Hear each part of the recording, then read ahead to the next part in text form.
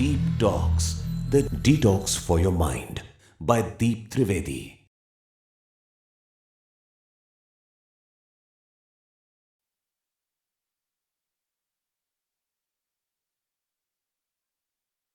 A very good morning to all of you, and we warmly welcome you to Deep Talks, the detox for your mind. Now, commencing with today's discussion. Human life is perpetually spent doing one thing: searching. Ask yourselves one simple question: what are you searching for? Joy, happiness, wealth, success. And who do we go to for help when we search for all these things? We turn to God. Who is God, and where is He? Ever since human life has come into existence, we have been in search of the answer to this question. This three-letter word has intrigued us since the beginning of time, and eons have passed, and we still haven't found an answer. Over these many years, however, religious bodies have definitely given names and faces to this three-letter entity. But is that it? Has this satisfied our curiosity? Has it brought joy and success into our life? And is joy and success in God's hands, or is it in our own hands? And if it is in our own hands, then who is God?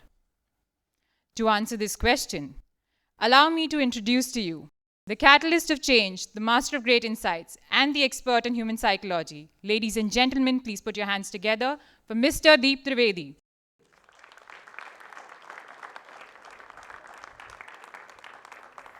Hello, welcome. मैं आप लोगों का स्वागत करता हूं और हम आज की यात्रा शुरू करते हैं। आज का विषय सभी को मालूम है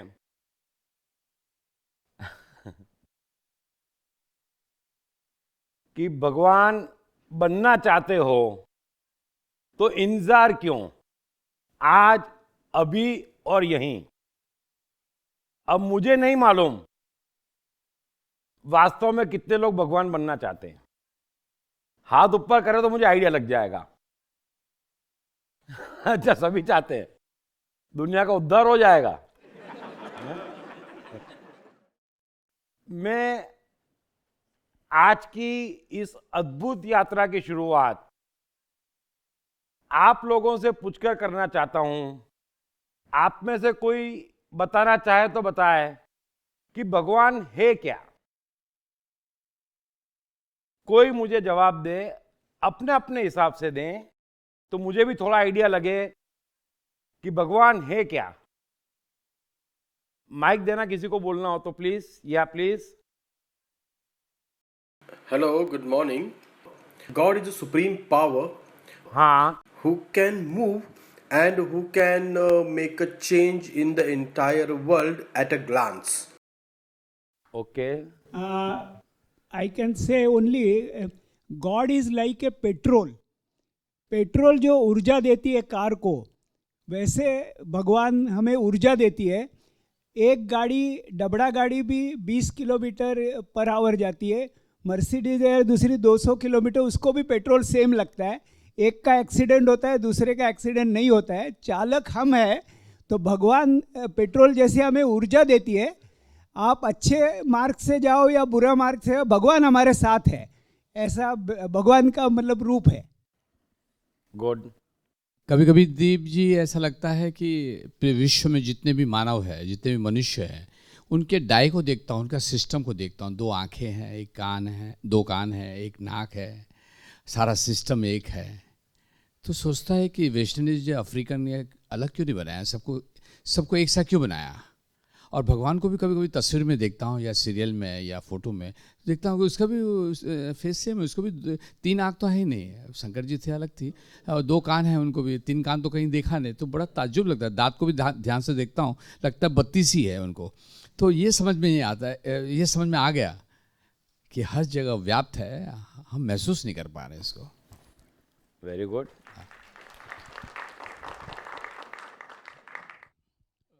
आपकी एक बुक से मुझे एक समझ में आया, 10 साल पहले मैंने एक आपकी बुक पढ़ी थी, मन का संपूर्ण विज्ञान। सही है? बराबर है। तो वो बुक की मैं तलाश में हूँ। उसके अंदर मुझे ऐसे समझ में आया, और उसके बाद में बहुत जगह पे मैंने सुना, पढ़ा, एक्सपीरियंस किया कि भगवान और कहीं नहीं हमारे अंदर है, और दो सोच के अंदर है, दो थॉट के अंदर जो शून्यावकाश होती है, जितने हम वो दो थॉट के अंदर जगह बनाते हैं, और वही जो है ईश्वर का वास है, वहीं पे है। वो थॉट जो है, जब भी हम थॉट पे जाते हैं तो हम ईश्वर से दूर चले जाते हैं। और जो इंसान वर्तमान में रहते हैं, हर पल जो वर्तमान में रहता है और एक्शन लेता है, वही वो भगवान है, खुद ही भगवान है। बराबर। I believe that there should be a creator. जो हॉल में हम बैठे हैं, हरे कृष्ण के हॉल में, उनके साथ मेरा एक डिबेट जैसा टॉक हुआ था।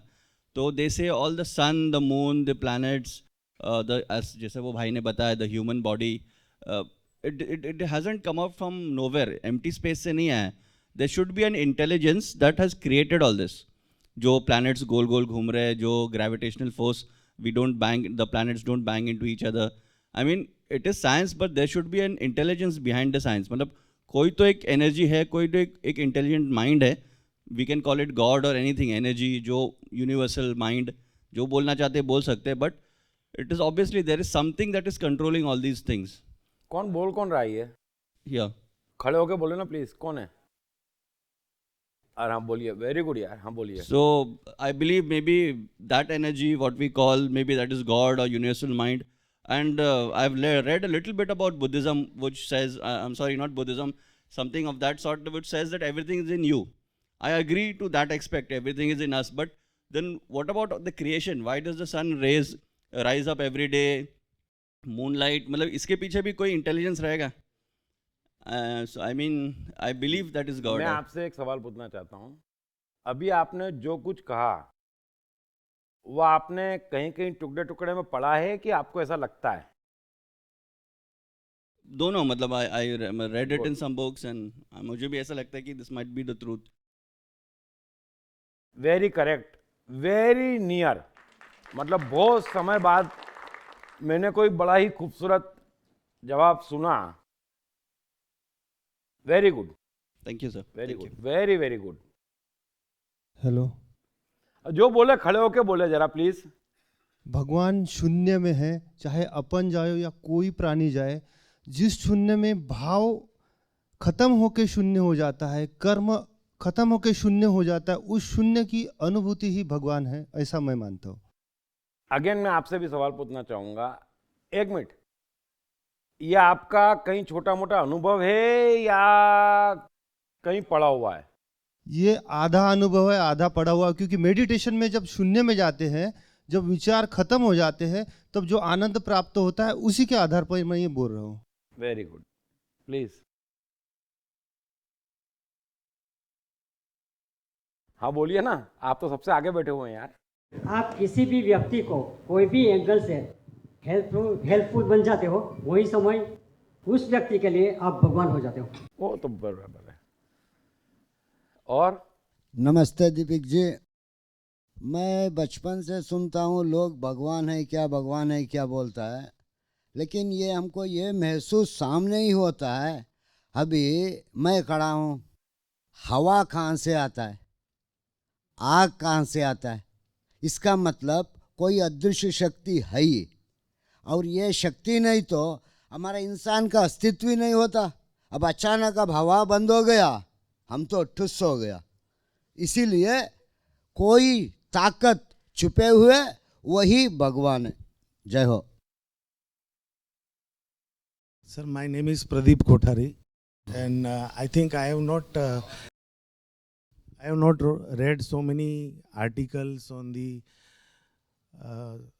philosophy or God, but my intuition says that whatever the extension of that gentleman told, कि भगवान ने जब ये गीता में पढ़ा था कि फर्स्ट ऑफ ऑल सूर्य को उत्पत्ति दी, सूर्य से जो भी कुछ दूसरे ग्रह आए, तो शायद उन्होंने इस तरह से पासे फेंके, दिस ऑल ग्रहs आर चौपाट के पास है वो इस तरह से फेंके है जो अपने हिसाब से एक सिचुएशन में बैठे, और वहाँ से किसी का भी लाइफ में जो भी कुछ चेंजेस आती है वो हिसाब से चल के आती है, जिसके अंदर everybody realize at the end of the life journey or whatever that something is there which is a superpower who has done this. And I agree to that gentleman that some superpower has done very nicely, correctly, and place all these grah to handle the every mankind of on this earth. Everybody is controlled by that grahs which prevails in their life and comes in their life and goes out of their life like that. Maybe little bit you have to join it because I am in a depression. So I am not very able to clear you out. ठीक है, आपने जो कुछ भी कहा, एक तो भगवत गीता और कृष्ण, आप एक चीज समझ लीजिए कि कृष्ण कतई बाकी लोगों जैसे नहीं है। तो कृष्ण की बात और भगवत गीता समझना वाकई थोड़ा कॉम्प्लिकेटेड है। तो आपने जो कहा कि कृष्ण कहते हैं, मैं सिर्फ एक इशारा करना चाहता हूं कि मैंने यह योग सूर्य से कहा था, ये एक बड़े ही अलग संदर्भ में वो अर्जुन से कहते हैं। भगवत गीता एक ऐसी साइकोलॉजी है जिसमें कृष्ण कई स्वरूप लेते हैं, और जैसे जैसे अर्जुन चेंज होता है वैसे वैसे कृष्ण चेंज होते हैं। अर्जुन ऊपर जाता है तो कृष्ण ऊपर जाते हैं, अर्जुन नीचे जाता है तो कृष्ण नीचे जाते हैं। आप एक चीज स्पष्ट समझ लेना कि कृष्ण को कोई जरूरत नहीं है अर्जुन को ज्ञान देने की, और न गीता उन्होंने अर्जुन को ज्ञान देने के लिए कही है। उन्होंने गीता एक ही मकसद से कही थी कि तू युद्ध कर, बस साम दाम दंड भेद, ये कृष्ण की पॉलिसी है। मैं इसलिए कहना चाह रहा हूं कि मैं भी भगवत गीता जिस रोज कवर करूंगा, लेकिन इतनी ऊंची साइकोलॉजी है कि उसके पहले मुझे जने कितने टॉपिक कवर करना पड़ेंगे, सबको तैयार करना पड़ेगा, तब जाके कृष्ण की गहराई में घुस सकते। क्योंकि बिल्कुल सीधा काम नहीं है, कृष्ण का काम बाकी लोगों की तरह नहीं है, एकदम सीधा साधा। तो ये उन्होंने तब कहा था अर्जुन से कि सूर्य और मनु और ये सब उस समय के ग्रंथों में लिखा हुआ था। कृष्ण को किसी ग्रंथ से कोई लेना देना नहीं है। एक संदर्भ में बात करी कृष्ण ने, और वो इसलिए कहना पड़ा कि कृष्ण अर्जुन को ज्ञान दे। उससे ज्यादा अर्जुन कृष्ण को ज्ञान दे रहा था ये 4थे अध्याय के पहले लगातार, कि हे कृष्ण, हम और तुम समझदार हो गए, युद्ध करने आ गए, महापाप करने आ गए, इसमें हिंसा होगी, मामे काके दादे। तो अर्जुन कोई कृष्ण की बात सुनने नहीं बैठा था वहां पर, वो तो भागने बैठा था कि भागो, मैं भागता तुम भी भागो, मैं ज्ञानी तुम भी ज्ञानी। अर्जुन कोई कृष्ण को ऊंचा नहीं समझ रहा था। तो फिर कृष्ण ने साइकोलॉजिकल ट्रीटमेंट दी कि तू किससे बात कर रहा है, जानता है? अबे मैंने सूर्य से कहा था। तो उसको सीरियस करने के लिए तू किससे बात कर रहा है। तो ये उस संदर्भ में है। अब पकड़ने वाले पकड़ लेते, कृष्ण ने सूर्य से कहा था, फिर बुद्धिमान भग जाते गीता से कि यार सूर्य से कहा था, कृष्ण कैसी बात करते हैं। और अर्जुन भी कहता उसके बाद में कि कृष्ण, तुम्हारा जन्म तो अभी हाल का है और सूर्य अर्वाचीन है, तुमने कैसे कह दिया महाराज। समझे आप? तो ये एक अलग डिस्कशन है। इसलिए भगवत गीता, उसकी साइकोलॉजी मैं ज्यादा तो कुछ नहीं कहना चाहता, लेकिन बहुत गहरी है और बहुत मुश्किल है, लेकिन बड़ी आसान है। मैं कवर करना चाहता हूं, मैं खुश हो जाऊंगा जिस रोज भगवत गीता पे बोलूंगा या उसकी साइकोलॉजी पे बोलूंगा। तो आपने जो कहा, सबसे बड़ी गलतफहमी ये है कि भगवत गीता को जो कृष्ण ने कहा, हर कोई इस तरह से लेता कि सनातन सत्य कहा है बीच बीच में कहीं कहीं, लेकिन जैसे ही अर्जुन गिरता है वो तुरंत आजा बेटा युद्ध कर। आप भगवत गीता ध्यान से पढ़ना, मैं चाहता हूं पढ़ो, उससे अद्भुत ग्रंथ नहीं है। अगर भगवत गीता की 1 लाख साइकोलॉजी भी कोई समझ ले, 1 लाख साइकोलॉजी की बात कर रहा हूं, तो वो आदमी वहीं खड़ा खड़ा 1,00,000 गुना आगे बढ़ जाए जहां है। इतनी सुपर साइकोलॉजी है। लेकिन आपको समझना पड़ेगा कि कहां क्या बात हो रही है। मैं चाहता हूं हर किसी को पढ़नी चाहिए, बार बार अपने आप समझने की कोशिश करो, हमारे अंदर की बात है। कृष्ण जो कह रहे हैं अर्जुन से और अर्जुन जो कह रहा है कृष्ण से, दोनों का मन ही है। अल्टीमेटली दोनों माइंड है। माइंड हमारे भीतर भी है, हम समझ सकते, गहराई में उतरो। लेकिन यह मत मानो कि कृष्ण सत्य ही कह रहे हैं। कृष्ण का इंटेंशन क्या है समझो। कृष्ण कब उठते, अर्जुन कब गिरता, कृष्ण कब क्या कहते, कृष्ण क्यों कहते। क्योंकि कृष्ण ये भी कहते अर्जुन से आखिरी में थक के, बल्कि पहले 5-6 अध्याय तक में 3-4 बार कह देते कि तू क्यों चिंता करता है, हैं? युद्ध में मर गया तो स्वर्ग में आनंद लेगा, जीत जाएगा राज्य भोगेगा, तेरे को दोनों तरफ जीत है। तो ऐसी सब बातें क्यों करते, ताकि तू युद्ध लड़। क्योंकि वो बहस करता है, वो सुन नहीं रहा है कृष्ण की। तो कृष्ण भी उसको ऐसा ही कह रहे हैं कि भाई तू युद्ध कर यार, ए मान, ए मत माने तो बी मान, साम मान, दाम मान, काम मान, भेद मान, जो करना है कर, लोभ ले, लालच ले, डर, डराते भी उसको कि मेरी बात नहीं मानी तो भ्रष्ट हो जाएगा, है ना। तो कृष्ण हथियार यूज करते उसको युद्ध लड़ाने के लिए। अर्जुन बीच में उठता तो कृष्ण सनातन सत्य पर उतर आते। मैंने आपको इतनी सी बात इसलिए कही ताकि आप भगवत गीता को समझ सके। साइकोलॉजी है, ब्यूटीफुल ब्यूटीफुल साइकोलॉजी है। लेकिन आपको समझना पड़ेगा कि हर शब्द सत्य नहीं है। कृष्ण का इंटेंशन क्या है, इंटेंशन एक ही है कि तू युद्ध कर। अब इस बातचीत में जो बातचीत निकल जाती और ऊंचाई आ जाती तो आ जाती, और ऊंचाई तो सबको पसंद है। आप मुझसे छोटे से सवाल पूछेंगे और मुझे लगेगा गीता की साइकोलॉजी कहने का चांस मिल रहा है तो मैं भी नहीं छोड़ूंगा, मजा सबको आता है।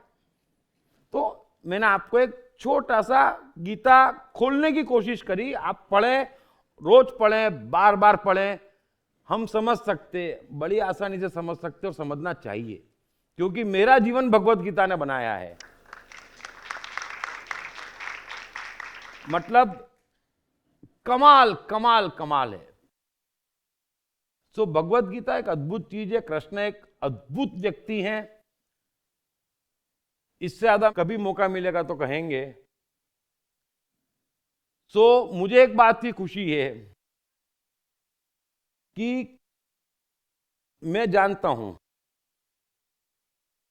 कभी ऐसा नहीं हुआ, चाहे डिस्कशन धर्म की, मैं धर्म की तो बात ही नहीं करता, शब्द यूज करना बेकार हो जाता है, तो साइकोलॉजी, क्योंकि मन की बात है ये, तो साइकोलॉजी शब्द ज्यादा उचित है।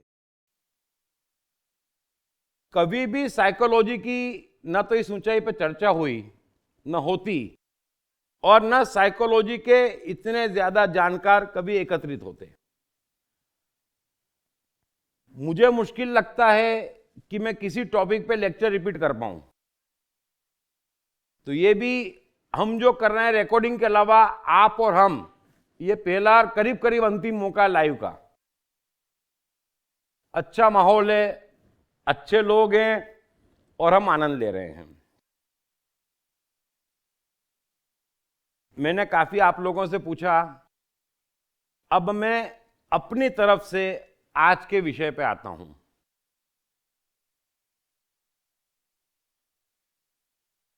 सबसे पहला सवाल उठता है कि भगवान कौन है।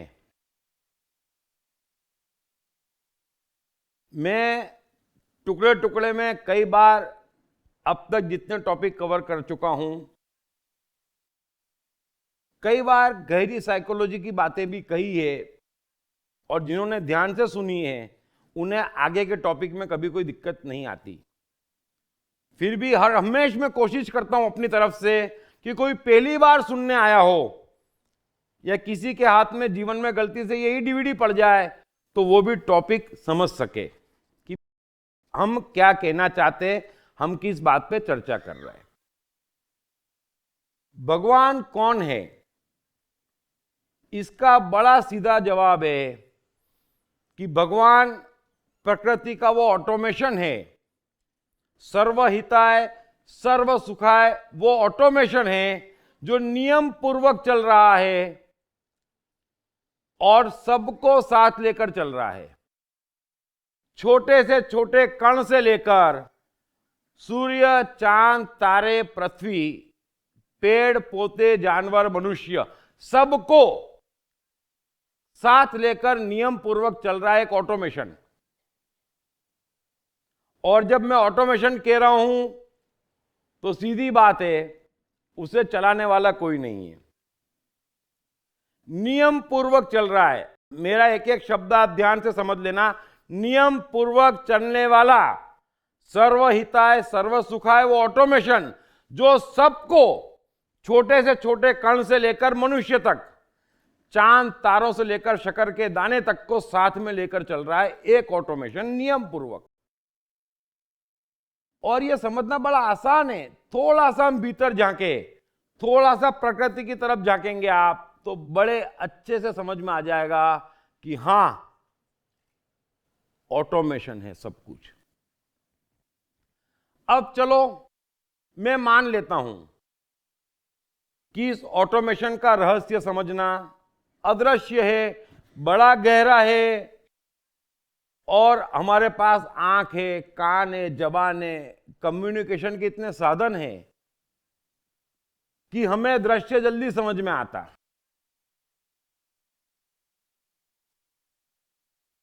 अब दृश्य समझ में आता तो दृश्य रूपी भगवान भी खोजना पड़ेगा। बड़ी सादी बात है। अगर हमें दृश्य समझ में आता तो हमें दृश्य रूपी भगवान भी खोजना पड़ेगा, और चेतना सिर्फ मनुष्य के पास है तो उसे मनुष्य स्वरूप में खोजना पड़ेगा।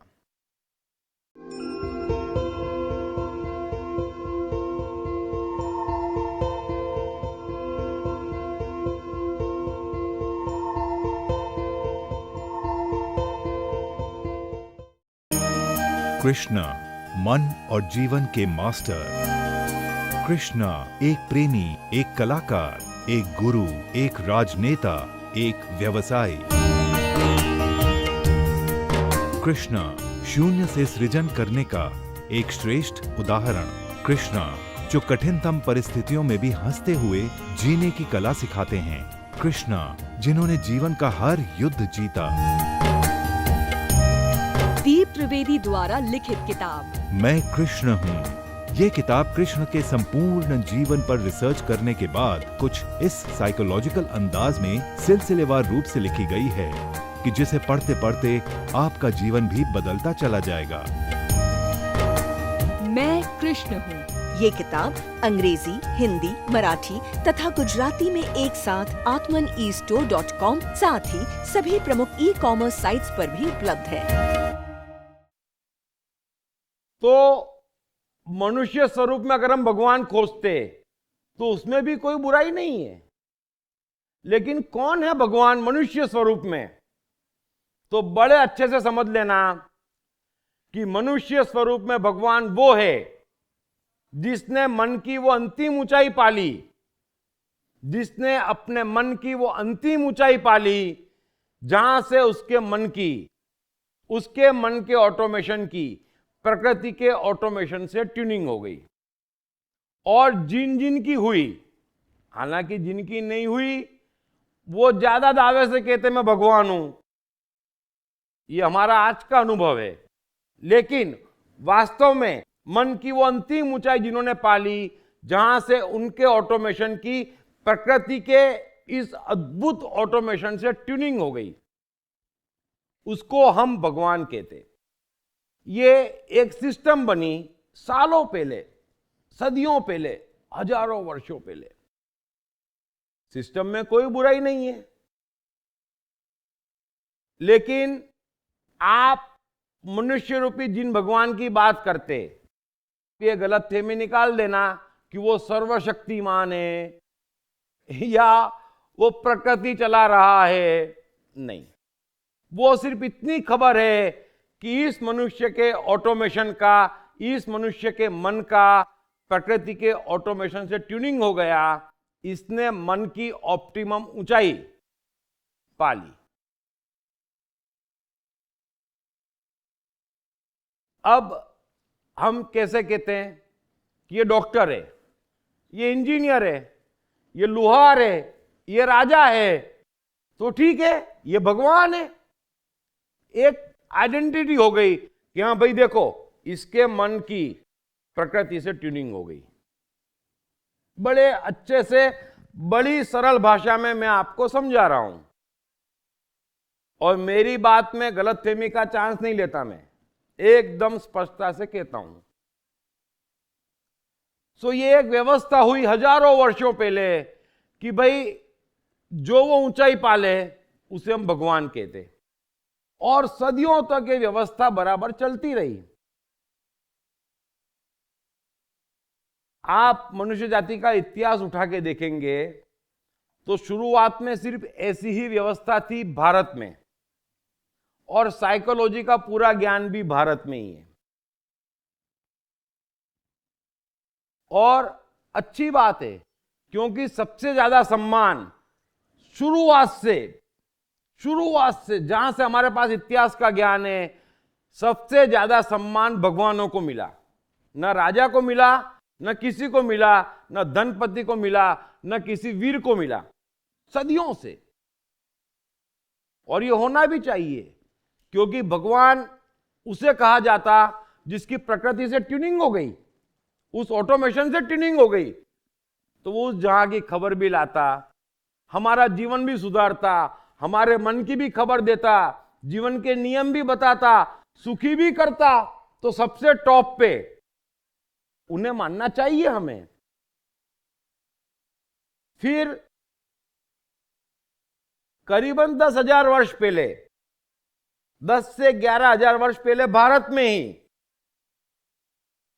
और कई जगह पर, भारत नहीं जहां जहां इतिहास ज्ञात है, 6,000 वर्ष पूर्व, 8,000 वर्ष पूर्व, जहां जहां का इतिहास ज्ञात है, एक अलग कौम आई जिन्हें हम सन्यासी, मौलवी, पादरी ये सब कह सकते हैं। ये सब भगवान बनने के इच्छुक लोग थे, तो उसमें भी बुराई नहीं है। अरे भाई, कोई डॉक्टर बनना चाहता, कोई इंजीनियर बनना चाहता, तो कोई भगवान बनना चाहता। ज्ञानियों ने गुरुकुल भी खोले, शिक्षा भी दी जाने लगी, वहां तक भी सब बराबर था। बड़े अच्छे समझ लेना। लेकिन फिर सन्यासियों की पूछपरछ ज्यादा होने लगी, होना ही चाहिए। अगर भगवान टॉप पे है तो भगवान बनने वाला भी टॉप पे होगा। तो बाकी सब लोगों से सन्यासियों की पूछपरछ बड़ी ज्यादा होने लगी। लोग बाग उनकी बात सुनते, उन पे विश्वास करते, वहां तक कोई गड़बड़ नहीं हुई। लेकिन फिर बहुत बड़ी गड़बड़ हो गई जब सन्यासी लोग राजाओं से मिल गए, धनपतियों से मिल गए, क्योंकि राजा को कोई गलत काम करना हो, कुछ गड़बड़ करना हो और प्रजा उसकी ना सुनती हो, तो धर्म गुरु आ गए हर राज्य में। राजा कहता है ऐसा कह दो, आपकी बात प्रजा सुनती, आप कह दो राजा ठीक कर रहा है, राजा ठीक कह रहा है, राजमल जैसा कह रहा है वो आपके हित में है। दोनों मिलकर प्रजा का शोषण चालू हो गया। और ये इतिहास सबको मालूम है कि जितने भी राजा थे उनके वहां धर्म गुरु थे, और दोनों की सांठगांठ चलती रही। इससे पहले के इतिहास में जाए आप तो वो सीधा और साफ है कि जब मनुष्य नया नया आया अस्तित्व में, बेचारे को कुछ मालूम नहीं था, बिजली चमके डर जाता था, है ना। तो उन्होंने कई देवता निकाले, उन्हें भगवान, मन इतना नॉलेज नहीं था तो देवता निकाले। हम सब जानते वर्षा के देवता इंद्र। अब आज कोई नहीं पूछता, सबको मालूम है इंद्र का वर्षा से कुछ लेना देना नहीं है। यह बड़ी शुरुआती दौर की बात है जब हर चीज के देवता बने, सूर्य देवता, चंद्र देवता, अग्नि देवता, वायु देवता। जिस चीज से इंसान डरे या जो चीज से उसको फायदा हो, बोले इसका देवता है। अब वो बातें खत्म हो गई, उस बात की चर्चा को स्थान नहीं। लेकिन भगवान और सन्यासी दोनों आज भी मौजूद है, और पूरा भारत का इतिहास गवाह है कि सन्यासियों ने राजा से मिलकर, इन धर्म गुरु ने राजा से मिलकर प्रजा को बड़ा मूर्ख बनाया। और आज भी ये परंपरा जारी है, ये हम और आप बड़े अच्छे से जानते हैं। चलो उन सबको छोड़ो, लेकिन मनुष्य की सबसे बड़ी दुर्गति आज से 5000 वर्ष पूर्व करीब करीब बता रहा हूं मैं, तब हुई जब इजिप्ट में वहां के पादरी चाहते थे कि लोग उनकी ये बातें माने, और लोग मानने को तैयार नहीं थे। उन्हें लगता था कि ये हमारा शोषण हो रहा है, ये गलत बात है, हम लूट जाएंगे इनकी बात मानी तो। लेकिन पादरी पक्के थे वो, बस उन्होंने रातों रात एक आइडिया खोजा, एक विशाल भेड़िया बनाया कपड़े से और बाकी सब सामान रख के, उसका मुंह सब बनाया, हाथ पांव मनुष्य जैसे, मुंह भेड़िए जैसा, और विशाल बना दिया बड़ी मेहनत करके। और फिर जब बन गया तो रातों रात एक विशाल चौक में उस भेड़िए को खड़ा कर दिया। यह करीब करीब इजिप्ट की बात है, 5000 वर्ष पुरानी। और फिर तमाम जितने पॉसिबल हो सकते थे मनुष्यों को एकत्रित किया। उस विशाल भेड़िए के पीछे एक पादरी छिप गया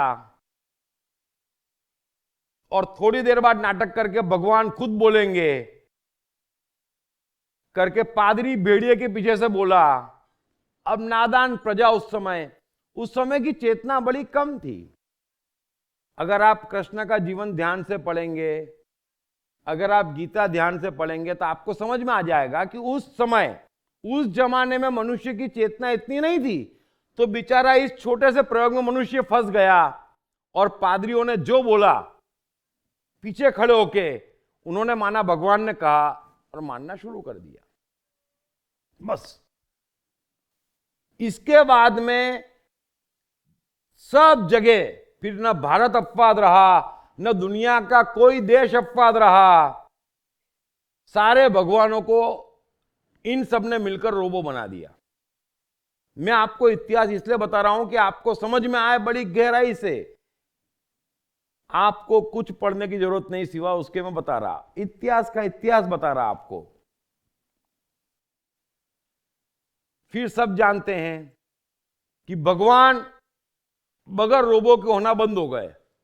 भगवान जिसका मतलब था कि इसने मन की ऊंचाई पाली, ऑप्टिमम ऊंचाई पाली, प्रकृति से ट्यूनिंग हो गई, उसकी जगह चमत्कार आ गए। और कोई भी भगवान तब तक नहीं बन सकता जब तक उसको रोबो ना बना ले पंडित, मौलवी, पादरी मिलके। कृष्ण उंगली पे पहाड़ उठाते तो क्राइस्ट मुर्दों को जीवित कर देते। और फिर इन लोगों ने कबीर और साईं बाबा जैसे सीधे लोगों को भी नहीं छोड़ा। इन दोनों के जीवन में चमत्कार की जगह नहीं है, इतना सरल और सीधा जीवन था। उनके जीवन में भी चमत्कार आ गए, क्योंकि समझ में आ गया कि चमत्कार को नमस्कार है, और नमस्कार है तो धन हमारे पास है, सत्ता हमारे पास है, पावर हमारे पास है। बड़ी दुर्गति हो गई। यह मनुष्य जाति का इतिहास है। और मैं आज की बात करूं तो यह बड़ी हकीकत है कि 1000 में एक पंडित, मौलवी, पादरी शायद हो जिसे वाकई भगवान या धर्म में इंटरेस्ट है। बड़ी दुर्गति हो गई हमारी।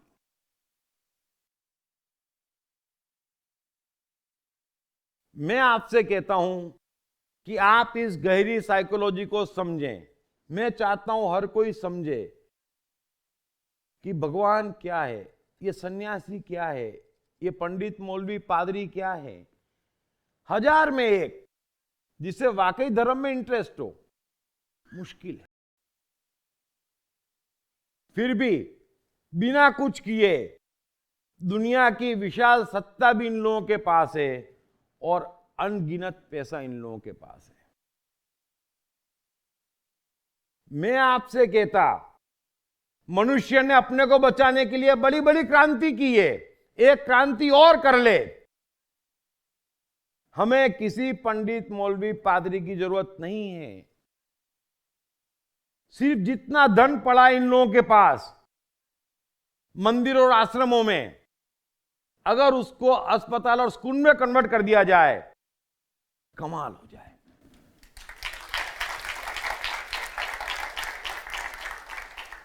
नहीं करेंगे, जान दे देंगे अपनी। आप जान दे देंगे कि वो लोग दे देंगे? वो लोग जान ले लेंगे तो अच्छा है हमारे लिए।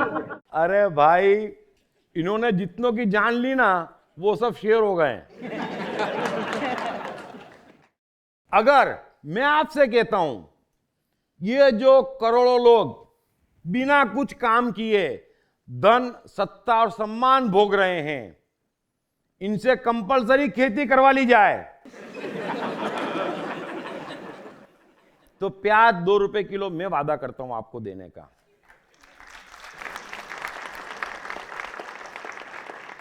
मैं आपसे इसलिए कह रहा हूं ये कि मनुष्य दुखी है नहीं, बड़ी प्लानिंग से मैंने इतिहास बताया कि दुखी किया जा रहा है। उस समय राजा धर्मगुरु थे, आज एक दूसरे को बचाते, एक दूसरे को पावर सप्लाई करते। धर्मगुरु की सभा में भी वही भीड़ आती पैसे से जो नेताओं की सभा में आती। ऐसा कमाल चल रहा है। नहीं, मनुष्य कुदरत की अद्भुत और खूबसूरत रचना है। दिक्कत यह आ गई आज की तारीख में कि ये जो मैं रेशो बता रहा हूं 1000 में 1, ये बड़े सम्मान पूर्वक बता रहा हूं, है ना, लेकिन हम बुरी तरह फंस गए हैं। आज की तारीख में 1000 में 1 नेता ऐसा नहीं है, समझ लेना, जिसका वाकई इंटेंशन सेवा का हो। यह बीमारी धर्मगुरु में ऐसा नहीं है। सिर्फ 1000 में 1 डॉक्टर ऐसा नहीं है जिसका इंटेंशन मरीज को ठीक करने में हो।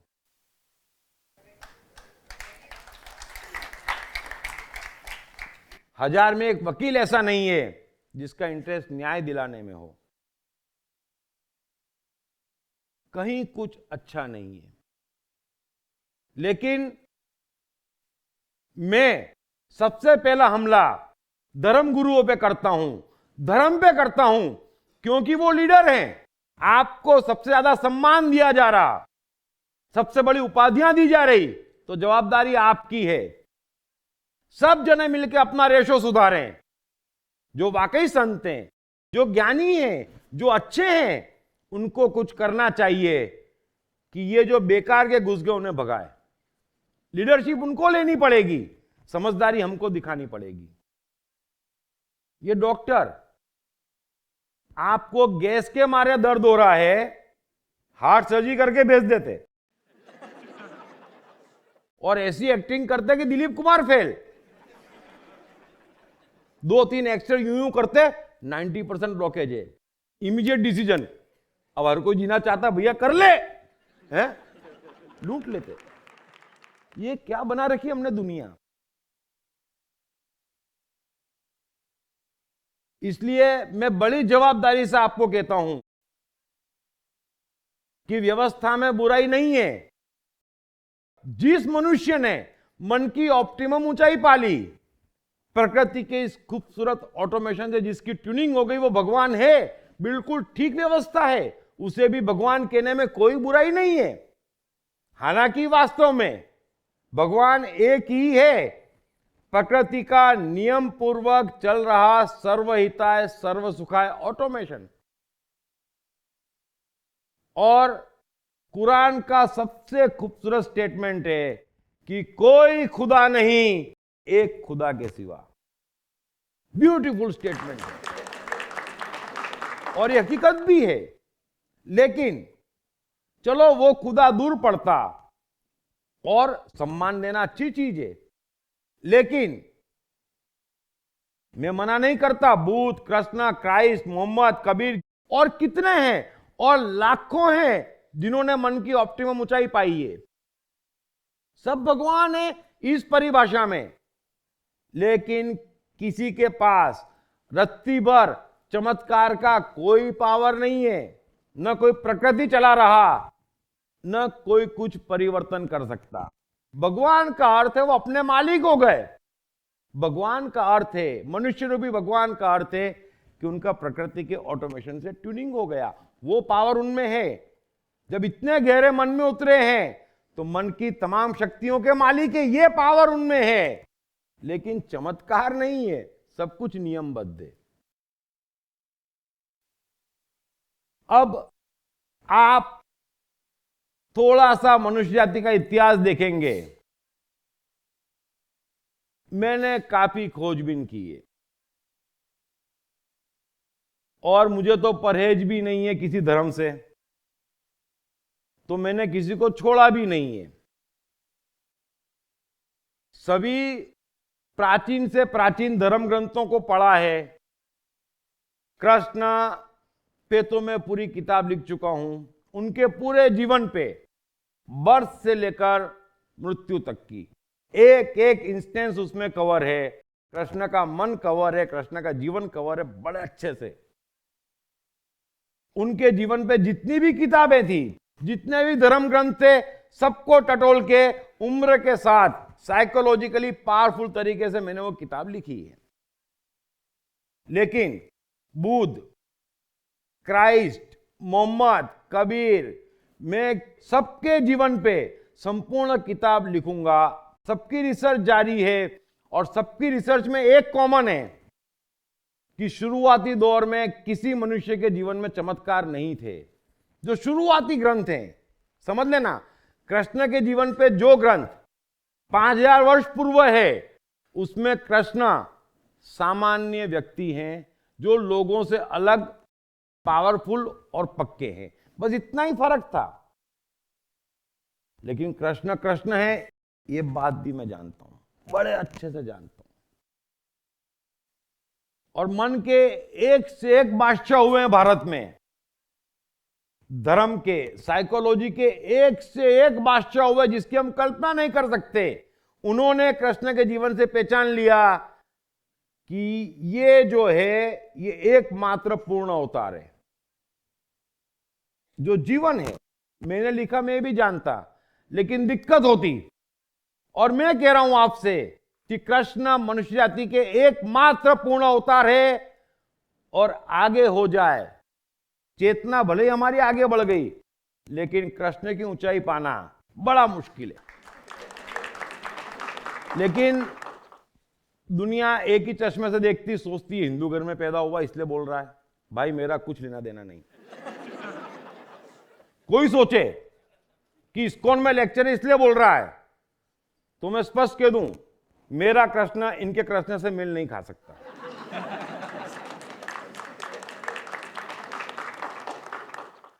तो कृष्ण एकमात्र पूर्ण अवतार है, ज्ञानियों ने जाना। ये तो मैं आपसे कह रहा हूं कि कृष्ण ने भगवत गीता कही, कहनी पड़ी, कहना नहीं चाहते थे। कृष्ण ने पूरे जीवन कभी ज्ञान की बात नहीं की, न गुरुकुल खोला, न किसी से कहा कि मैं ऐसा हूं, कुछ नहीं। खेल देखने आए थे, पूरा खेल देखते थे मजे से और पूरा खेलते थे। बाकी लोगों की तरह कृष्ण ने कभी ज्ञान नहीं बांटा। बड़े अच्छे समझ लेना, पूरे जीवन भर ये तो फंस गए। प्रकृति ने फंसवा दिया ऑटोमेशन ने कि महाराज इतने परम ज्ञानी हो, ऐसे चले जाओगे। अर्जुन से युद्ध का मना करवा दिया। कृष्ण को गीता कहनी पड़ी। और गीता ना कहते तो मैं नहीं मानता कृष्ण की पोजीशन बहुत अच्छी होती। ज्ञानी ढूंढ लेते कि ये पूर्ण अवतार है, परफेक्ट, इतना परफेक्शन, कल्पना के बाहर का परफेक्शन। तो ये शुरुआत के ग्रंथ में नहीं था, लेकिन फिर कृष्ण पे ग्रंथ आते गए। और आज से 2500 वर्ष पूर्व के बाद के जितने ग्रंथ हैं, मैंने सब में देखा कि जिस चीज का वो एक्सप्लेनेशन नहीं दे सकते, कृष्ण ने ऐसा क्यों किया, वो कहानी उड़ा दी। बोले ऐसा नहीं, हमारे भगवान पे कलंक लगे, हम जवाब नहीं दे पा रहे, दुकानदारी बंद हो जाए। अरे कृष्ण की ऐसी कौन सी चीज है जिसका जवाब आप नहीं दे सकते? उससे सरल और स्पष्ट, क्योंकि 100% है। कॉम्प्लिकेटेड हम हैं। हमारी कोई बात का जवाब खोजना मुश्किल है, क्या बोला, क्यों करा, क्या करा।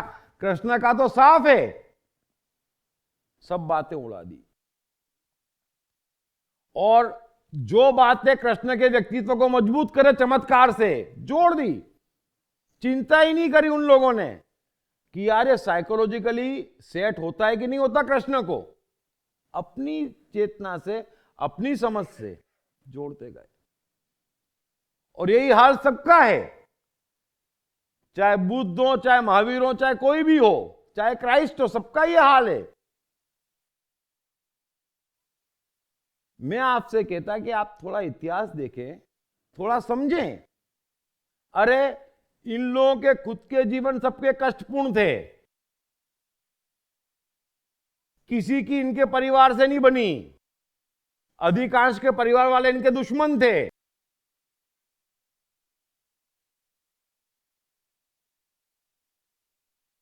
तो फिर ये चमत्कार क्यों घुसेड़ देते आप?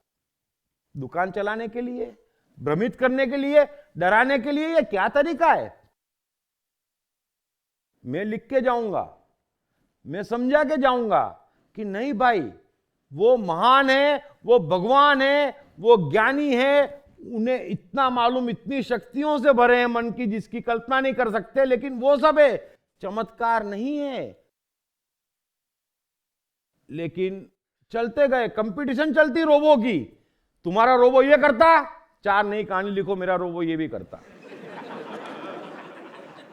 अच्छा तुम्हारा रोबो इतना आगे निकल गया, मेरे रोबो ने इतना और कर लिया। आप सारे शास्त्र पढ़ें, और शास्त्र कब लिखे गए?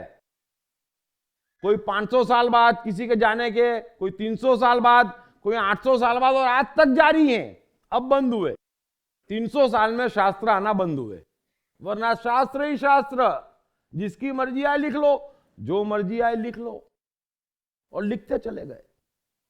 न पांव मिलता न सर मिलता। बड़े दुख की बात है। ये महान मनुष्य, ये महान लोग जिनका जीवन हमें समझना था, ये वो लोग जिनका मन हमें समझना था, जिनसे बहुत कुछ सीखना था, चमत्कारों के कारण हम पूजने लग गए उनको। इतनी दूरी बढ़ा दी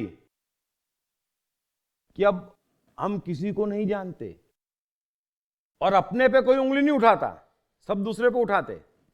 ये भी बड़े कमाल की बात है, क्योंकि मैं सब काम कर लेता। हिंदू पंडितों की सभा में भी जाके देखता क्या बोलते हैं, जैनों के भी जाता, जासूस भी भेजता कि बताओ यार क्या बोलते, क्योंकि मेरे को साइकोलॉजी मेरा सब्जेक्ट है, मुझे बोलना लिखना है। तो सब अपने पे नहीं बोलते, दूसरे पे बोलते। बड़ा कमाल करते, और ऐसे ऐसे सवाल पूछते और समझाते भक्तों को। अरे छोड़ो, गलत लिखा है। अगर क्राइस्ट मरे हुए आदमी को जीवित कर सकते थे तो खुद क्यों सूली पे लटक गए? क्रिश्चियन ऐसा नहीं बोलेंगे, बाकी सब बोलेंगे। ये क्या बात हुई? अरे क्राइस्ट ज्यादा कीमती थे, अपने को जीवित कर देते वापस। फिर वहां से चिल्लाते, अरे अगर कृष्ण उंगली पे पार उठा सकते तो रन छोड़ के क्यों भाग गए? फिर जवाब नहीं, दूसरे पे अटैक करते। अरे कृष्ण इतने शक्तिशाली थे तो यादव स्थली क्यों हो गई? पूरा का पूरा उनका परिवार उनकी आंख के सामने क्यों खत्म हो गया लड़के? अरे ये कोई बात हुई? इस स्तर पे हम गिर गए हैं। फिर दूसरे लोग वहां से अटैक करते, अरे तुम्हारे भगवान बुद्ध और महावीर इतनी बीमारियों में क्यों रहे? इतना तड़प तड़प के क्यों जीना पड़ा उनको अंतिम समय? अरे ये बात हुई? शरीर शरीर का काम करता, मन मन का काम करता, प्रकृति प्रकृति का काम करती, भगवान अलग है। आप चमत्कार हटा दो, अपने साथ ले लो, और आप मान लो कि वो भगवान है और हमारे में वो संभावना है। बस आपका कोई आसरा, कोई आश्वासन भगवान से नहीं है।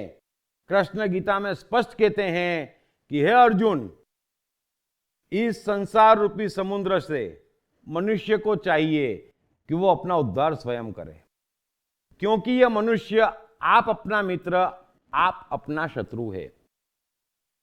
आप यह स्पष्ट समझ लेना कि न तो कोई दूसरा मनुष्य और जितनों को आप भगवान कहते वो आपकी रत्ती भर कोई सहायता नहीं कर सकते। ये स्पष्ट समझ लेना, सहायता आपको अपनी करनी पड़ेगी। आप उनसे सीख सकते, आप उनसे प्रेरणा ले सकते, उनकी बताई राह पे चल के मन की शक्तियां जगा के सफलता पा सकते। लेकिन आप सोचे कि घर बैठे वो कुछ कर सकते, तो वो अपने जीवन में नहीं कर पाए, अपने परिवार के जीवन में नहीं कर पाए। जीवन बड़ा सहज और सामान्य है, नियम से चल रहा है। इसलिए मैं आपको ये सारी चीजें कह रहा हूं कि आप अच्छे से समझ लें।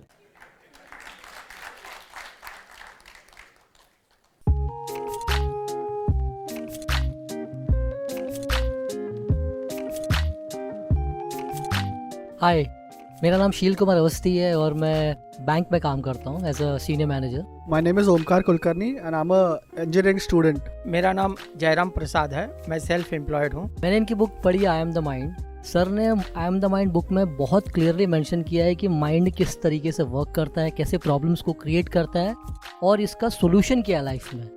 It's a really great book that I've come across in so many years. I've read many books, but this one stands apart. इस पुस्तक की सरल भाषा, साधारण ढंग से मन का क्लासिफिकेशन ने मुझे बहुत प्रभावित किया है। I have read the book. It clearly identifies, explains the difference between your brain and the mind. All the 7 states of the mind are clearly defined in that book, and that's the best thing about the book. So it's a very nice book written in a very clear language. मेरा तो मानना है, मैं मन हूँ पुस्तक, हर व्यक्ति को पढ़ना चाहिए। ये जिंदगी को आसान बनाने का सरलतम तरीका है। अगर ये आई एम द माइंड एक बार समझ में आ गई, it is going to make the magic in the life.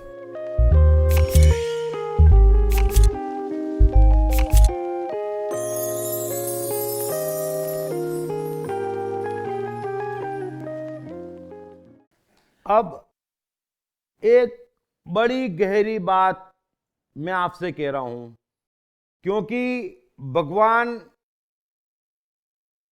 या कृष्ण बुद्ध क्राइस्ट कैसे बनना इस पे आऊं, उससे पहले एक साइकोलॉजी, ये प्रकृति की, ये पूरी रचना, ये पूरा ऑटोमेशन, ये किस बेस पे चल रही है, कैसे चल रही है, ये सब आपको समझना बड़ा जरूरी है।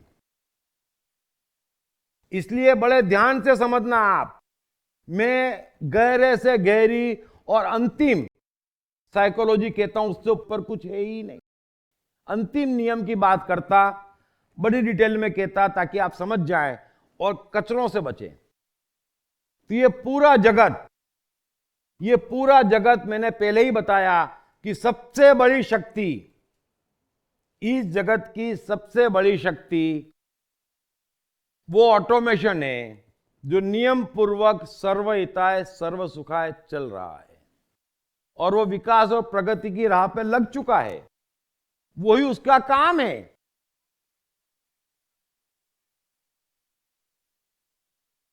न जाने कितनी बार सूर्य, चांद, तारे, पृथ्वी आई और मिटी। कभी स्पेस नहीं थी, कभी गुरुत्वाकर्षण नहीं था, लेकिन उन्होंने जो कहा कि कोई इंटेलिजेंस है, अगर मुझसे कोई कहे कि ऑटोमेशन क्या है, तो ये सुप्रीम इंटेलिजेंस है जो सर्वाइव होना चाहती और हर एक को सर्वाइव करना चाहती। तो बनती, बिगड़ती, सीखती, फिर बनती, फिर बिगड़ती, फिर सीखती, और एक लेवल पे परफेक्शन पे आ जाती। आज खरबों वर्षों में ये स्पेस बनी है, पृथ्वी पे गुरुत्वाकर्षण आया है, तब जाके ये सब हमको सेट लग रहा है। अगर गुरुत्वाकर्षण न होता तो हम पैदा होते ही स्पेस में टक, है ना, टिक ही नहीं सकते थे यहां। तो ये खरबों वर्षों में हुआ है, और उसके बाद में जब परफेक्ट हो गया तो चेतना अस्तित्व में आई है, और उस चेतना ने, बड़े अच्छे समझ लेना, कि मनुष्य का स्वरूप खरबों वर्षों में तय किया है। चेतना भी बढ़ते परफेक्ट हुई है, और आज हम चेतना के टॉप पे हैं। उससे ऊपर कोई चेतना इस जगत में नहीं हो सकती। अंतिम ऊंचाई हमने पा ली। तो दो चीज मैंने आपको बताई कि दो शक्तियां हैं। एक हमारी चेतना, हमारा मन, ये कुदरत की दूसरी सबसे बड़ी शक्ति है, और पहली शक्ति है कुदरत का ऑटोमेशन।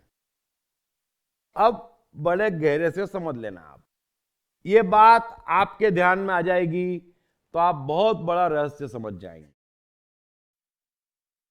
हमारा जो मन है ये भी एक ऑटोमेशन है।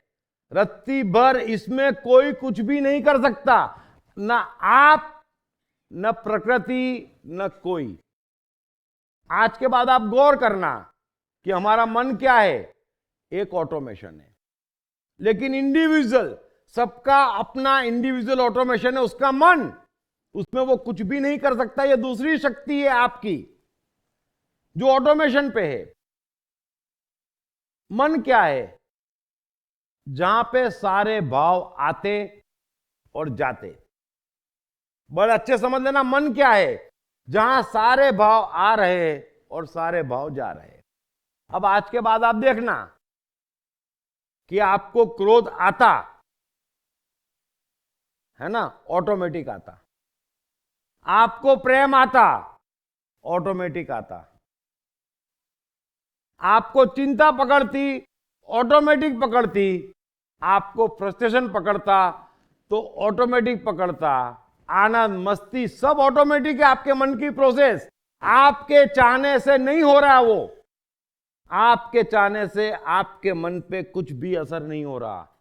मन का अपना एक सुपर ऑटोमेशन है। ये प्रकृति की रचना है। ये आपका मन है, सुपर ऑटोमेशन है। प्रकृति का भी सुपर ऑटोमेशन है। अगर हम कुछ कर सकते, अगर कोई मनुष्य इसमें कुछ कर सकता है इस ऑटोमेशन में, तो वो चिंता, फ्रस्ट्रेशन, टेंशन आने ही ना देता। लेकिन आपके हाथ में नहीं है, किसी के हाथ में नहीं है। लेकिन हर मनुष्य का अपना इंडिविजुअल और अलग ऑटोमेशन है।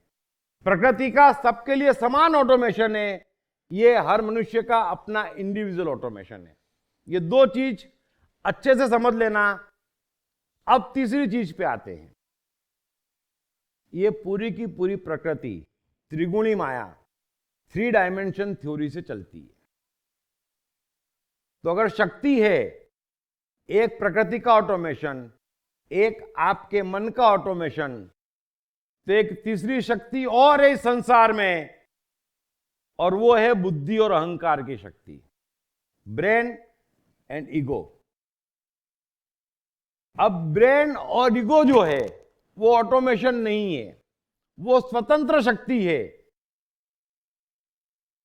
थोड़ा अच्छे से समझ लेना कि आपका जो ब्रेन है और आपका जो ईगो है वो स्वतंत्र शक्ति है। न तो उस पर प्रकृति कंट्रोल कर सकती, न उस पर मन कंट्रोल कर सकता। अब ये बड़ी सरल भाषा में मैंने रचना कही संसार की। 3 शक्तियां हैं, प्रकृति का ऑटोमेशन, मन का ऑटोमेशन, दोनों ऑटोमेशन है। वहां आप नहीं, कोई भी कुछ नहीं कर सकता, सब कुछ ऑटोमेटिक है। और तीसरा आपका बुद्धि अहंकार है जो स्वतंत्र है, ऑटोमेटिक नहीं है। अब होता क्या और हो क्या रहा ये समझ लेना कि मनुष्य बुरी तरह से क्यों फंस गया। ये बुद्धि और अहंकार की परम स्वतंत्रता के कारण बड़ी बुरी तरह से फंस गए। और ऐसा फंस गए कि निकलना इतना मुश्किल हो गया है। मैं खुद देखता तो सोचता यार कितना उलझा दिया। सीधा सीधा काम था, जबरदस्ती की उलझन खड़ी हो गई। मनुष्य प्रकृति के ऑटोमेशन में कुछ नहीं कर सकता। कर सकता है, पृथ्वी घुमा सकता, घूमने से रोक सकता, सूर्य उगा सकता, सूर्य का टेम्परेचर कम कर सकता, कुछ भी नहीं कर सकता। बड़े अच्छे समझ लेना, प्रकृति के ऑटोमेशन में मनुष्य कुछ भी नहीं कर सकता। मन के ऑटोमेशन में मनुष्य कुछ भी पॉजिटिव नहीं कर सकता, कुछ भी नहीं। हम हमारे ही मन में कुछ भी नहीं कर सकते। आप ये नहीं कह सकते कि रात को 8 बजे आनंद तू मेरे मन में आ जाना। कुछ नहीं कर सकते, ऑटोमेशन है क्या? फिर आप खूब समझाते बुद्धि अहंकार से अपने मन को, कह रहे ये भी कोई चिंता की बात है।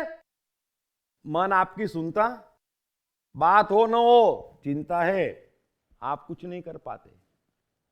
बड़े अच्छे समझ लेना। तो बुद्धि और अहंकार स्वतंत्र है, और इसकी स्वतंत्रता ने, परम स्वतंत्रता ने, जो सिर्फ मनुष्य को उपलब्ध है, मार डाला। इस पूरी प्रकृति में किसी के पास बुद्धि और अहंकार इतनी पूर्णता में स्वतंत्र रूप से नहीं है। सूक्ष्म सूक्ष्म और सूक्ष्म है, तो सब ठीक चल रहा है।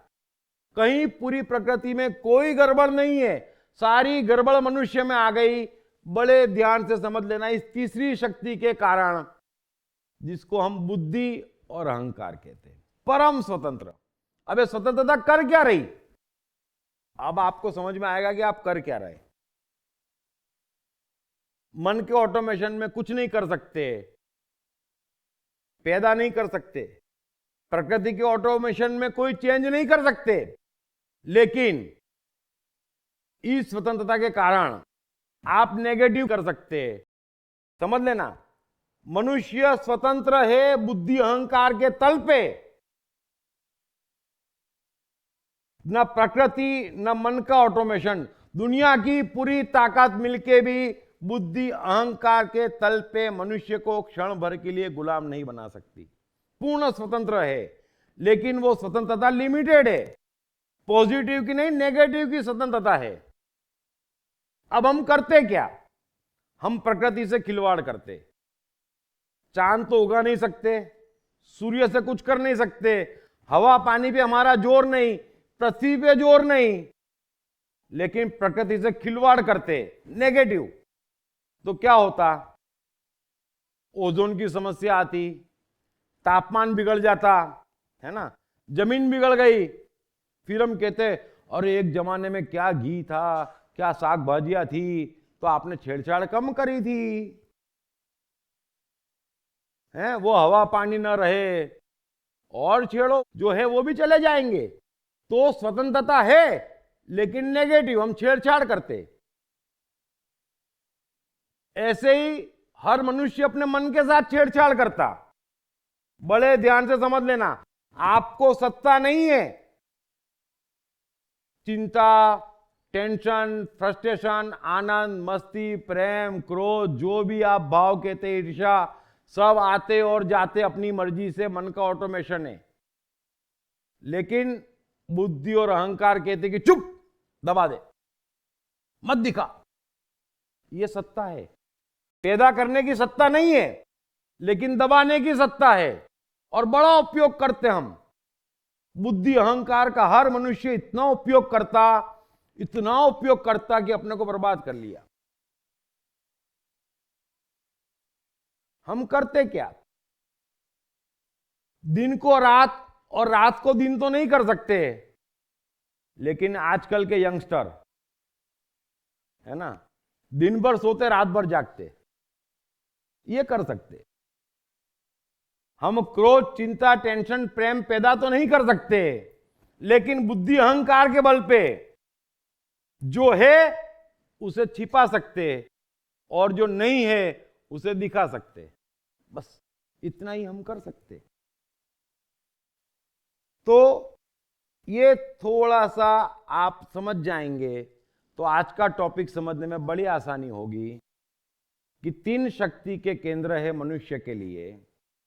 पहला, प्रकृति का ऑटोमेशन, जहां आप कुछ नहीं कर सकते, हम कुछ नहीं कर सकते। दूसरा, मनुष्य के मन का ऑटोमेशन, जहां पे भी हम कुछ नहीं कर सकते। और तीसरा है हमको मिली हुई बुद्धि और अहंकार, जो सारे नेगेटिव कर सकती और हम करते। इस स्वतंत्रता का हर मनुष्य ने बड़ा उपयोग किया। समझ लेना, जिसने जितना उपयोग किया उतना वो बर्बाद हो गया। तो मनुष्य का जीवन क्या है, हमें करना क्या है? अगर पहले स्तर पे कहूं तो हमें मिली परम स्वतंत्रता बुद्धि और अहंकार की, उसका उपयोग कम से कम करना चाहिए। इशारे में बड़ी आसानी से आपको समझा रहा हूं कि मन और प्रकृति के ऑटोमेशन में छेड़छाड़ नहीं करेंगे। जीवन रोज 1000 गुना, रोज लाख गुना बदल जाएगा, सब कुछ बदल जाएगा, और छेड़छाड़ करेंगे तो और गिरते और गिरते और गिरते। हमने हमारे मन के ऑटोमेशन के साथ छेड़छाड़ करके क्या कर दिया? हमारा मन गोडाउन हो गया, चिंता, टेंशन, फ्रस्ट्रेशन वगैरह का हो गया ना, गोडाउन हो गया। अगर हम मनुष्य जाति का इतिहास देखें तो शुरुआती दौर में जब मनुष्य आया था तो बुद्धि अहंकार इतने मजबूत नहीं थे, वो उपयोग नहीं करता था बेचारा, नेचुरली चलता था, है ना। तो उस समय मेरा तेरा नहीं था। उस समय क्या था? परिवार की बात नहीं, बस्ती की बात नहीं, गांव का गांव एक होकर रहता था, एक साथ सबका खाना बनता था, एक साथ सब काम करते थे, एक साथ खाते थे, एक साथ नाचते थे। जिंगा लाला संस्कृति थी, है ना। और आज भी कभी जाना आप हाईवे पे, आदिवासी एरिया है, शाम के समय देखना, आपको लगेगा यहीं बस जाओ। क्या मस्ती है यार, जिंगा लाला ढूंढ ढूंढ, जिंगा लाला ढूंढ है, अरे बन रहा है खाना सबका साथ में, और सब मजे में। लेकिन फिर जैसे जैसे बुद्धि अहंकार मजबूत हुए, जैसे जैसे मनुष्य ने इस स्वतंत्रता का उपयोग किया, मेरा तेरा, अच्छा बुरा, पाप पुण्य सब आ गया। सन्यासियों ने तो ऐसा सत्यानाश किया, धर्म के अज्ञानियों ने पाप पुण्य अच्छा बुरा, पाप पुण्य अच्छा बुरा। हम मर जाते। आपके सारे पाप पुण्य, आपका सारा अच्छा बुरा प्रकृति और मन के साथ छेड़खानी की कोशिश है। बड़े गहरे से समझा रहा हूं मैं। ये कुछ भी कह दे, अगर इनके कहने में दम होता, खैर ऑटोमेशन समझते नहीं तो ठीक है, लेकिन कहने में दम होता तो मनुष्य का उद्धार हो चुका होता।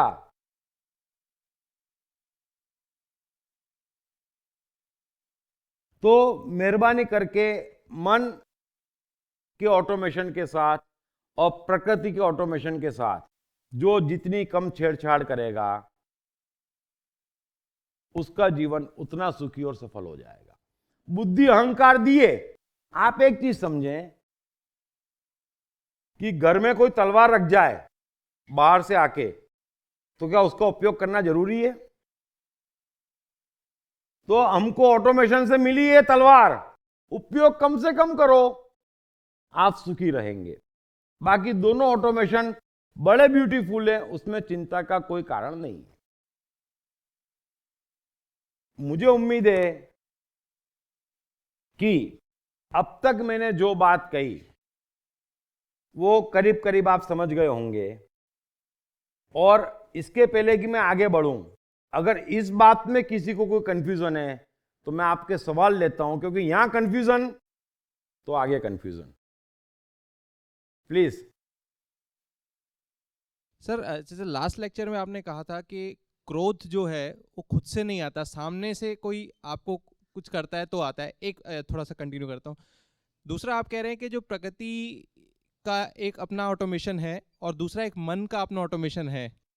फिर एक बात आप ये भी कह रहे हैं कि कुछ जो मन अपने आप को प्रकृति के ऑटोमेशन से मिला लेता है वही भगवान की परिभाषा आपके हिसाब से, लेकिन आप ये भी कह रहे हैं कि मन अपना जो है वो आदमी बदल नहीं सकता। तो फिर ये दोनों बातें तो आपस में तालमेल नहीं कर रही हैं। देखो, अरे यार सब बातें मैं समझाता हूँ आपको, वन बाय वन समझाता। प्रकृति के ऑटोमेशन को आप छेड़छाड़ नहीं कर सकते, इतना तो समझ में आ गया जी। मन के ऑटोमेशन में आप छेड़छाड़ नहीं कर सकते, समझ में आया। आप छेड़छाड़ नहीं कर सकते। इसी चैप्टर में आगे आपको समझाऊंगा कि किसी ने आपको छेड़ा और आपको क्रोध आया, बरोबर है? तो उसने छेड़ा और क्रोध आया, यह आपके बुद्धि अहंकार की गलतफहमी है। क्रोध आता वो ऑटोमेटिक है। उसने 6 को छेड़ा, क्रोध 1 को ही आया। क्यों? क्योंकि 1 के ऑटोमेशन में क्रोध है। बात समझ में आ गई? तो अल्टीमेटली आपका ऑटोमेशन है जो विकृत है। जिसने बुद्धि अहंकार का जितना उपयोग किया है और दोनों ऑटोमेशन में डिस्टर्बेंस किया है, समझ लेना आप, उसको सिर्फ यूं देख लो आप तो तिल मिला जाता है। तो बुद्धि अहंकार कनेक्शन बिठाती कि उसने देखा इसलिए तिल मिलाया। अहंकार जस्टिफिकेशन देता तो सारी बातों को आप टोटल में समझो। और सबसे ज्यादा कौन भड़कता तुरंत, आप सोच लो। जिसमें ईगो सबसे ज्यादा हो। अरे सबसे ज्यादा किसमें है? ये धर्म पंडितों में। इतना बोलो हो। और हम लोगों को कितनी गाली देते रोज सुबह शाम, हमको कुछ नहीं होता। तो हम ज्यादा धार्मिक की वो ज्यादा धार्मिक यार। आप इतना बोलो कितना भड़कते और कितना याद रखते और कहां जाके रिवेंज लेते और क्या क्या नहीं करते। धर्म के नाम पे बच्चों को भी मार डालते, कमाल करते। आपके मन का ऑटोमेशन है। जितनी बुद्धि और अहंकार आपने चलाया है, अभी आगे मैं आऊंगा ही उस पर, लेकिन फिर भी आप समझ लो उतना आप इफेक्ट होते नेगेटिव साइड पे। चिंता, टेंशन, फ्रस्ट्रेशन, ये सब पकड़ता ऑटोमेटिक। और जिसने कम छेड़छाड़ करी है उसको कम पकड़ता, और जिसने छेड़छाड़ छोड़ दी उसको हम बुद्ध कृष्ण कहते कि अब मन बचा ही नहीं, तो सीधे प्रकृति का ऑटोमेशन। और वो मन बचा ही नहीं, मन का ऑटोमेशन उनका खत्म हो गया, उसको हम भगवान कहते हैं। हम मन की साधना करते हैं, मेडिटेशन करते हैं और नेगेटिव से हटा के ध्यान दूसरी जगह लगाते हैं। आप लगा सकते ही नहीं। तो वो क्या है? मैं आगे आऊंगा। देखो अभी ये क्या है, मैंने आपसे बोला कि मन पे आपका कंट्रोल नहीं है। अभी आप कैसे ध्यान लगा सकते हैं? कौन कंट्रोल करेगा? आपका कंट्रोल है कि चल तू लग जा ध्यान। अरे लगा सकते होते तो साल भर पढ़ना क्यों पड़ता बच्चों को? 6 किताब 6 दिन पास नहीं हो जाते? हमारे हाथ में नहीं है। मैं कितनी बार समझा चुका हूं कि ऑटोमेशन है। आपने जितना विकृत किया है उतना वो गड़बड़ है। जिसने विकृत नहीं किया कृष्ण, तो युद्ध के मैदान में कितना ध्यान होगा कि पूरी पूरी भगवत गीता कह गए।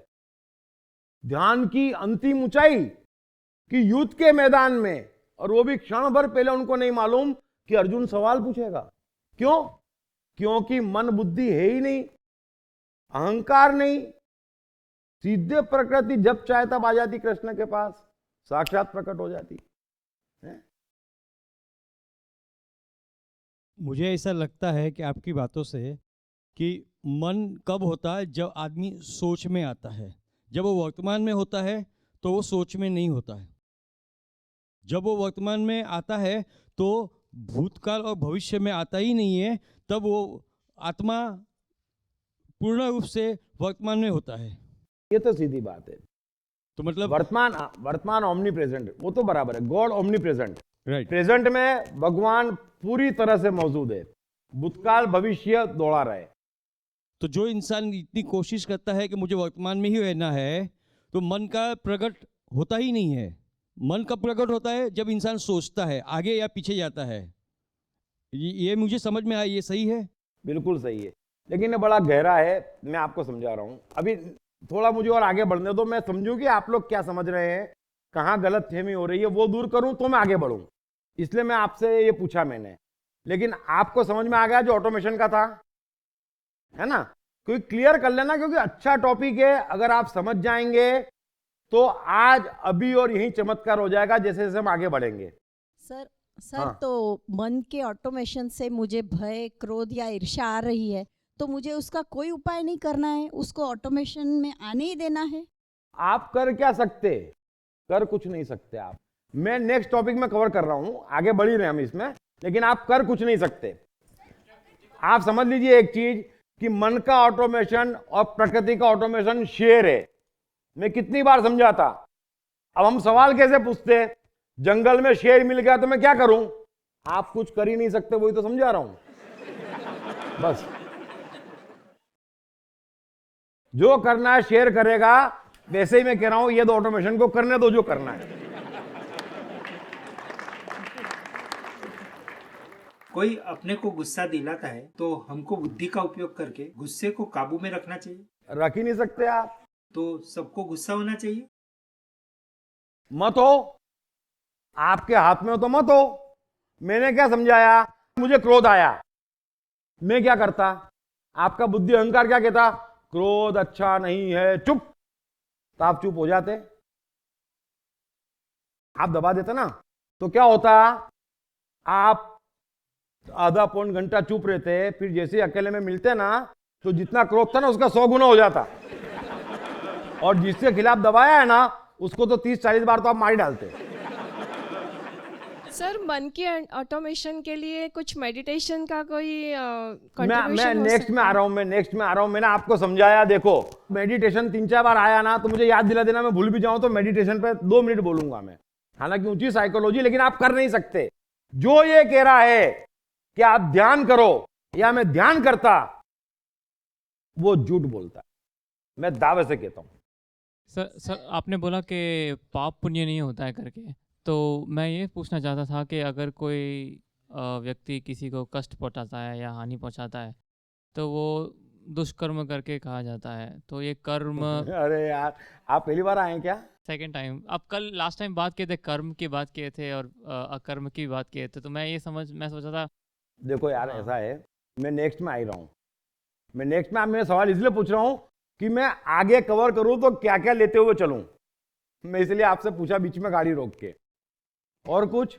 मन और बुद्धि ऑटोमेशन है, हम नहीं, बुद्धि ऑटोमेशन नहीं है।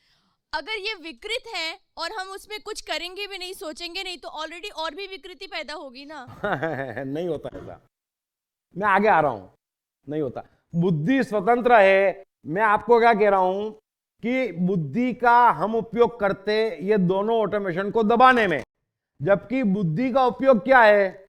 बुद्धि स्वस्थ रखनी है, क्योंकि बुद्धि का सबसे बड़ा उपयोग है वो शरीर को कंट्रोल करती। तो ब्रेन का उपयोग क्या है समझ लेना बड़े अच्छे से, कि उसके स्वस्थ लेने का जरूरत यह है कि आपका शरीर वो अच्छे से कंट्रोल करे। फिर मेमोरी बुद्धि का विषय है, तो जो आवश्यक चीजें आप याद करना चाहते हैं, मन कुछ चीज याद नहीं करता, तो वो बुद्धि का उपयोग है, सदुपयोग बता रहा हूं बुद्धि के, ब्रेन के। फिर एनालिसिस करना, प्लानिंग करना, मैनेजमेंट करना, ये सारे काम बुद्धि के हैं, बड़ा अच्छे समझ लेना। इसके अलावा कोई बुद्धि का अच्छा काम नहीं है। सोचना सबसे खराब काम है, सोचने से कुछ होता नहीं है, बुद्धि का मन पे कंट्रोल नहीं है।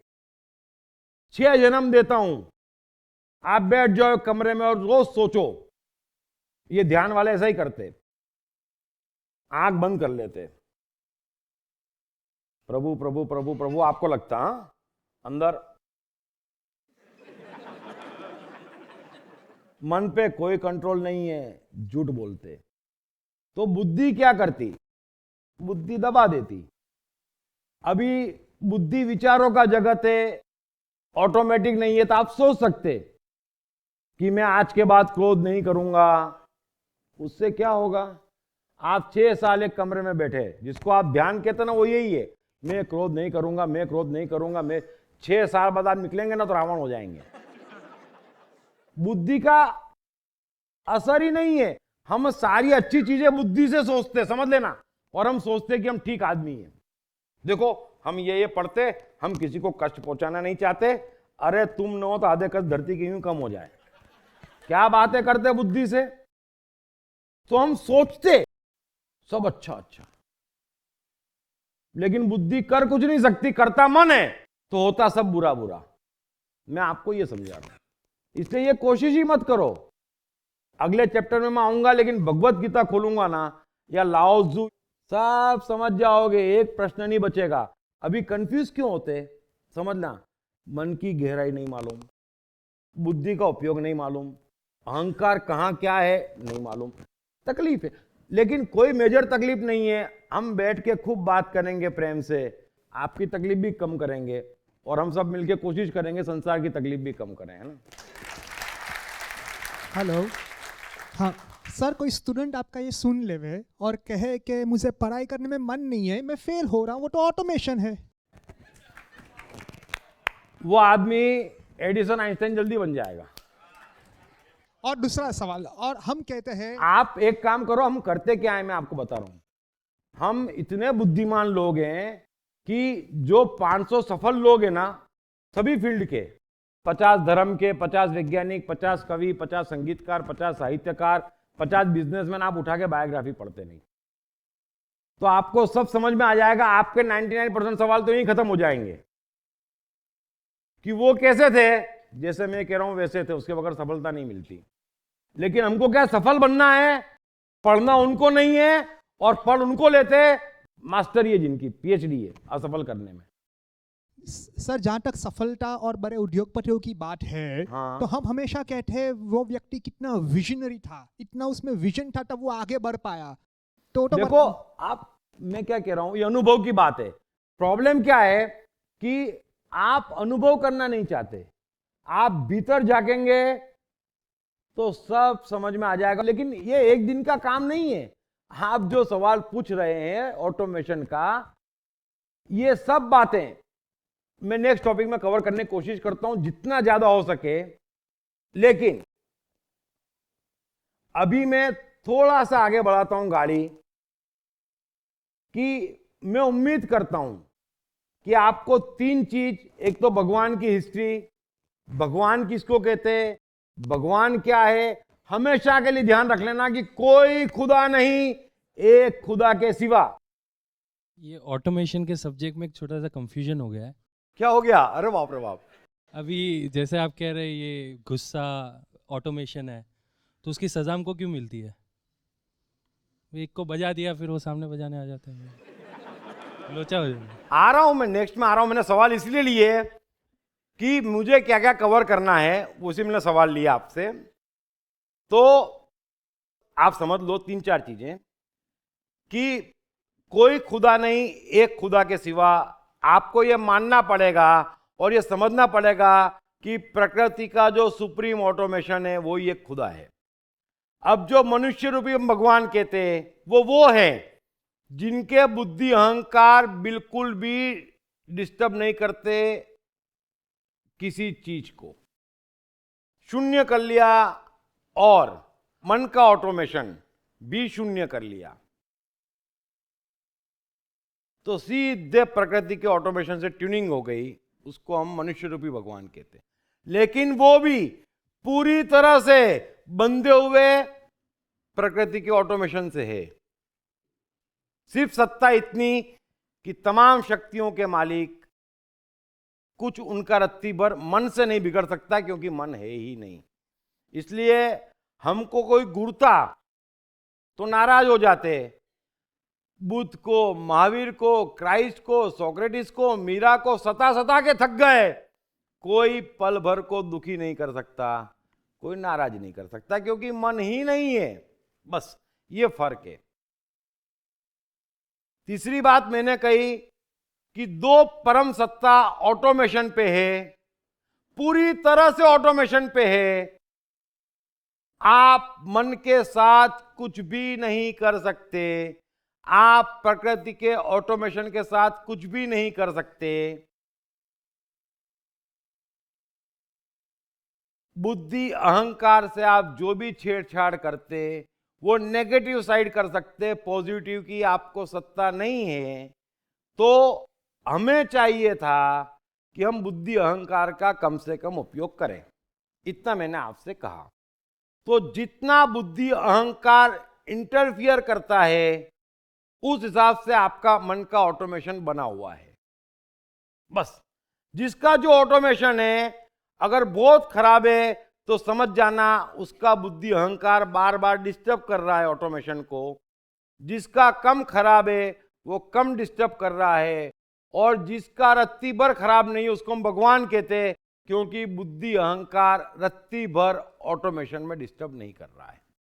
इतनी बातें मैंने आपसे कही। अगर ये आपके समझ में आ गई हो तो आगे मैं थोड़ा सा सॉल्यूशन पे आऊं, क्योंकि इतना समझना बड़ा जरूरी है। अभी सवाल कम हुए, आगे बढ़ने दो भाई। हाँ, तो बड़ा ही क्लियर है, सिंपल है। तो अगर किसी का इस पे सवाल ना हो तो हम ब्रेक लेके 10 मिनट का ब्रेक लेके ये ब्रह्मचर्य क्या है और ब्रह्मचर्य में कैसे स्थित होना और हमको हमारा संपूर्ण उद्धार कैसे कर देना, इस पे आएंगे। Thank you very much, thank you very much. Krishna का बचपन कैसा गुजरा? कृष्ण राधा का प्यार क्या था? कृष्ण ने कितने विवाह किए, कृष्ण की चाइल्ड साइकोलॉजी क्या थी, कृष्ण ने ग्वाले से द्वारकाधीश तक का सफर कैसे तय किया, ये यादव स्थली क्या है, इन तमाम सवालों के जवाब जानिए। दीप त्रिवेदी द्वारा लिखित किताब मैं कृष्ण हूँ। ये किताब कृष्ण के संपूर्ण जीवन पर रिसर्च करने के बाद दीप त्रिवेदी द्वारा कुछ इस साइकोलॉजिकल अंदाज में सिलसिलेवार रूप से लिखी गई है कि जिसे पढ़ते पढ़ते आपका जीवन भी बदलता चला जाएगा। मैं कृष्ण हूँ। ये किताब अंग्रेजी, हिंदी, मराठी तथा गुजराती में एक साथ atmanestore.com साथ ही सभी प्रमुख ई-कॉमर्स साइट्स पर भी उपलब्ध है। दीप त्रिवेदी की मनुष्य के जीवन और उसकी साइकोलॉजी पर एक गहरी पकड़ है। मनुष्य जीवन के विभिन्न पहलुओं पर सर्वाधिक चर्चा करने का रिकॉर्ड भी उन्हीं के नाम पर है। मनुष्य जीवन का ऐसा कोई पहलू नहीं जिस पर उन्होंने खुलकर चर्चा ना की हो, जैसे कि path of life, personality, complex, guilt, love, expectation, partiality, acceptance, fear, hypocrisy, creativity, wealth, who is God, concentration, confusion, power of transformation, joy and success, mind and brain, day sleep, natural intelligence, change your future, ego, non-violence, freedom, तथा दीप talks ताओ ते चिंग के अंतर्गत दीप त्रिवेदी द्वारा मशहूर Chinese philosopher लाओ त्से के महान सूत्रों पर चर्चा, परिचय, समय, मन, सफलता, संकट, धर्म, राजनीति और दीप टॉक्स भगवद गीता के अंतर्गत जीवन की किसी भी समस्या से निपटने के लिए दीप त्रिवेदी द्वारा भगवद गीता के संपूर्ण 18 अध्याय पर चर्चा। आप ये तमाम डीवीडीज और सीडीज सुनकर अपना और अपने परिवार का जीवन बदल सकते हैं। ये तमाम डीवीडीज और सीडीज आत्मन ई स्टोर तथा अन्य सभी ई-कॉमर्स साइट्स पर उपलब्ध हैं।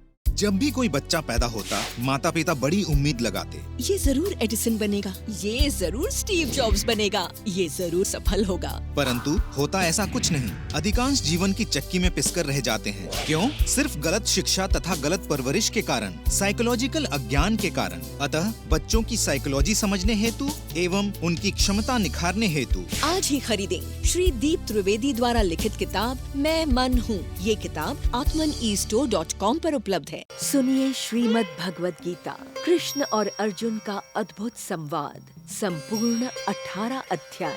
हरीश भिमानी, कृष्ण भूटानी, विष्णु शर्मा और अरविंद मेहरा की मधुर आवाजों में श्रीमद् भगवद गीता, विश्व का सबसे उच्चतम ज्ञान, हर समस्या का बस एक समाधान। 4 CD set now available at 20% discount. Only on Atman e-store and all other leading e-commerce sites. हर बच्चे में सफल और महान बनने की संभावना छिपी होती है। सवाल बच्चे द्वारा अपनी प्रतिभा को निखारने का तथा सही परवरिश पाने का ही होता है। दीप त्रिवेदी द्वारा लिखित रोचक ग्राफिक बुक्स पढ़िए। The story of Thomas Edison, अनपढ़ एडिसन के महान वैज्ञानिक बनने की दास्तान। नॉटिनस टू ग्रेटनेस, स्टीव से स्टीव जॉब्स बनने की कहानी। हॉटी टू डॉन्टी, चाइल्ड साइकोलॉजी समझने हेतु शेर के बच्चे की कहानी। न सिर्फ बच्चों बल्कि हर माता पिता व टीचर के लिए भी आवश्यक ग्राफिक बुक्स हिंदी तथा अंग्रेजी में आत्मन ई स्टोर तथा अन्य सभी ई-कॉमर्स साइट्स पर उपलब्ध।